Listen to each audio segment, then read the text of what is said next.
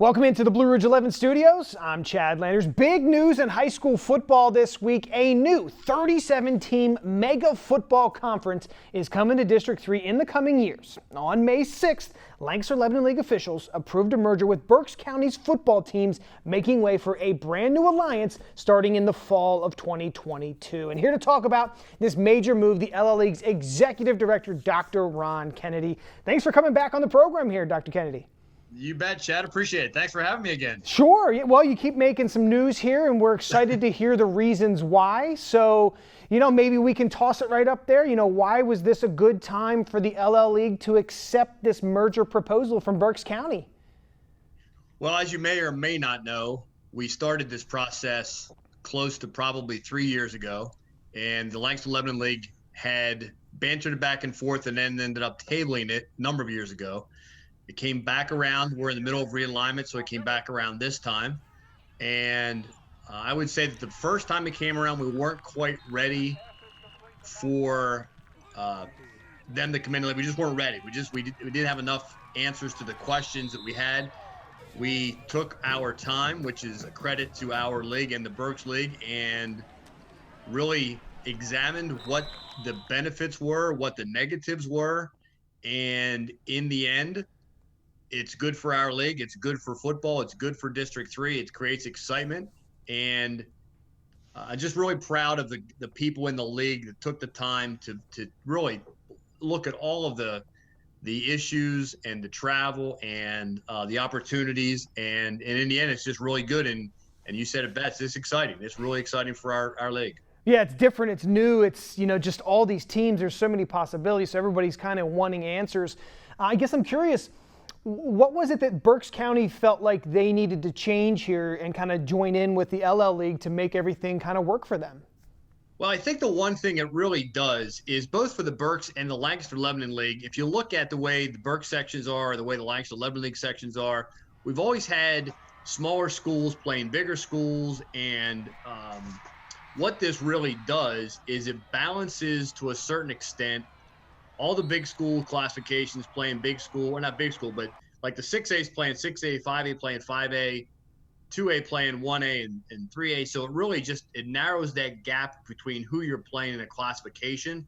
And that was really the big advantage. It's really good for our smaller schools to be playing schools of like size instead of, in the past, you had some of our smaller schools playing some for the 4A and 5A classification schools. So it really just does a really good job of balancing out those sections in regards to classifications. Is there one major concern from LL football programs that you guys you considered but still went ahead with the merger that you feel will be a hurdle going forward here? Well, I think the one thing we really had to tackle was travel. And if you're going from, just say, Donegal to Schuylkill Valley or Donegal to Fleetwood, that's a little bit of a travel for us, and that was one of the hurdles. And the one thing about football is you're only doing it once a year. You're not doing it a home and away. You're doing one away, one, the following year you're going to be away or home. So travel was one of the considerations. But really that was probably the biggest hurdle.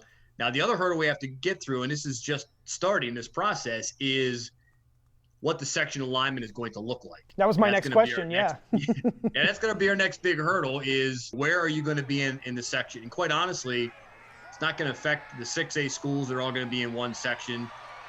Probably not affect the 5A schools, but some of probably the 2, 3, 4A schools, it may affect them, not affect them, but it's going to be a little bit different for them. And we got to have to figure that out.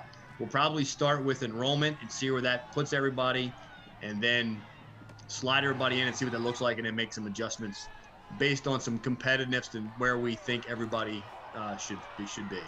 And so again, kind of the nuts and bolts of this, the 13 teams, just football teams, are coming from Berks County to LL.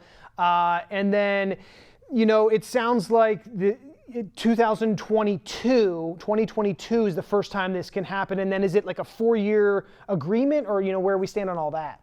It is. We did it for 4 years. And the reason we did it for 4 years is because you're always working so far ahead in the realignment cycle that we felt if we're going to try to do this after just 2 years, we'd only really have 1 year of data to look at. Where if we did it for 4 years, we'll have at least a couple of years of data to look at, because we are working so far ahead. Sometimes it's difficult to make those decisions without any data. So we figured 4 years would give us a couple of years to look at it and see how it's worked, and at least then we'll have some information to look at. Where if we only did it for 2, we'd have only 1 year of data to look at. Yeah, that makes a lot of sense. Now, my question is, scheduling and all of that and the sections. Obviously, you talked about that and you don't know any answers. I've heard, stuff floated out there that there could be 5 sections, and, so then that would mean there's about like 6 to 7 or 8 teams. So then that's mainly 7 or 8 in each. That's about basically everybody's, schedule. You get 10 games a year, so you'd basically be playing just section games and then 1 or 2 non-leagues. And then would you encourage the non-leagues to be against other teams in the Berks LLL, or would you encourage them to go outside of that? Well, as you know, we are probably, some schools are already playing the Berks County schools now in non-league games. So yeah, you're right. If it's 5 sections, they're going to be sections of 7 and sections of 8. So you're going to have 2 or 3 non-league games. And certainly if and I'll just take Donegal, my school, we've had a long-standing rival game with E-Town. We certainly want to keep that, and we're going to keep that as a non-league game. And I think they're going to have schools in the league that want to keep the non-league rivalry games. And quite honestly, some of those may be now in the schedule itself. They may be inherent in the schedule, depending on where they are in the section. So, there's going to be schools that are going to want to keep those games, and we certainly want to keep E-Town on our schedule. We've had them on our schedule for years.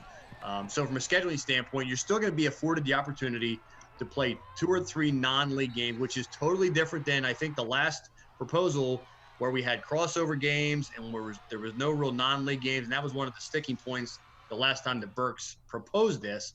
So I think this does offer schools both the flexibility to go get out their non-league games, the ones they want, but also offer them some competitive advantages by playing in the sections of schools that are like the same size as them. Okay, yeah, that's a lot of excitement there. Obviously, we need a lot more answers to those questions. When's the next time you guys feel like you'll be able to meet, and we'll probably hash some of that out so that we can be anticipating, some news here? Well, Tommy Long's the football chair of the LL, and he's already working on the sections. And our goal, and we started this football realignment before our other realignment, because we wanted to get this ball rolling, because we knew this was going to be a big deal. Our goal, quite honestly, Chad, is to have this done, I would hope, by middle of football season, by the end of the football season, 2020. So that we can put football realignment to bed, and then the LL can go and work on the other sports as far as realignment concerned. But I know Tommy's already working on it. He's already put in a ton of work on this. So he already has some different proposals ready, and I would imagine we're going to see those relatively soon. And I guess in an ideal world, we'd have this hashed out by September. I just don't know. That may be a little aggressive. Yeah. Because there are some things we have to work out. But I certainly think by the end of football 2020, we're going to have the sections and ready to go as far as the schedules are concerned. Okay, so and just to be clear, this merger just pertains to football. You guys are not allowing other Berks sports to enter, or am I off base on that? Correct. No, it's football right now, but that's the question that everybody wants to know. And that's a question that we had during this process is, why don't we look at the other sports? And I will tell you that it's certainly my philosophy is let's take some baby steps first, and let's see if this works. And if this works and it works well, then I don't see why we wouldn't entertain at least looking at other sports and see what that looks like. So I would say that it is certainly not off the table, but we want to take a look at this first and see how it works. And then we'll take a look. It may work in other sports very well, but that would probably be done on a sport by sport basis and not en masse with every sport. Well, you've got your hands full then in the coming years with all of that. Well, it'll be fun though. It's exciting. Yeah. And it's certainly different. Awesome. Well, thanks so much for giving us a couple minutes of your time. I know you're busy and you're going to have to explain yourself for the rest of the week, but it's an exciting proposal, and we're definitely excited to see how it all turns out. Thank you. Appreciate it. All right. Thanks so much, and good luck with all your planning. Thank you. See you.